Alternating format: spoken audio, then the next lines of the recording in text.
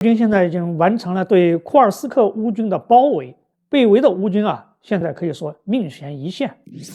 美国先前暂停对乌军军援以及情报支援之后，趁着乌军陷入困境之际，俄军似乎决定在库尔斯克发起大规模的决战，力求速战速决。俄军目前在库尔斯克地区困住了大概有6500多名乌军。俄国防部在3月8号宣布一天内就攻下了乌战区北部的3个据点。根据俄罗斯最新的战报，俄军大部队已经进入到了之前被乌军视为是库尔斯克基地的苏贾市。3月8号，俄军从4个方向围攻库尔斯克乌战区的核心苏贾市。参与进攻的包括俄军总参谋部情报局所属的特战团和车臣的阿赫马特特战部队和第30摩托化步兵团、第11旅和第177海军步兵团。在苏贾这个地方，东部进攻的俄军利用天然气管道作为突击路线，已经突破了乌军防线。北部的俄军沿着苏贾河河道发起了攻击，西部和南部的俄军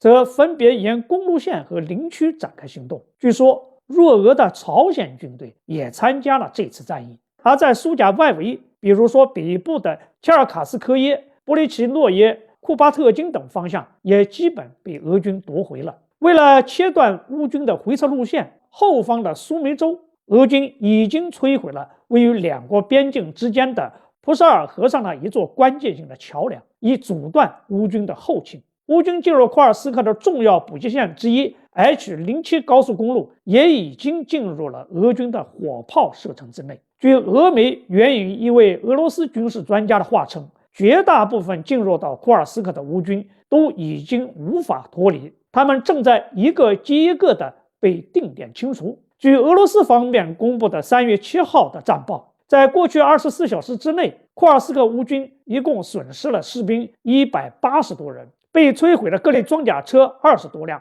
以及10多门火炮和3个无人机控制点及一个弹药库。据分析，乌克兰目前在库尔斯克实际控制区只剩下了300多平方公里。乌克兰国家与国防委员会反虚假中心的主任安德烈·科瓦连科也承认，库尔斯克地区的战斗十分艰苦。鉴于库尔斯克的不利局面，据说泽连斯基已经在考虑从库尔斯克撤回乌克兰军队。或许特朗普他看到了美国先前做出的暂停对乌军援及情报支持的决定使库尔斯克乌军遭遇到了被全歼的困境。同时他认为美国和乌克兰目前在沙特阿拉伯的会谈将会带来好的结果。所以特朗普在当地时间3月9号已经表示，美国取消了对乌克兰暂停情报共享的决定，但是可能为时已晚了。按照目前的库尔斯克战场局势，被围困的6500多名乌军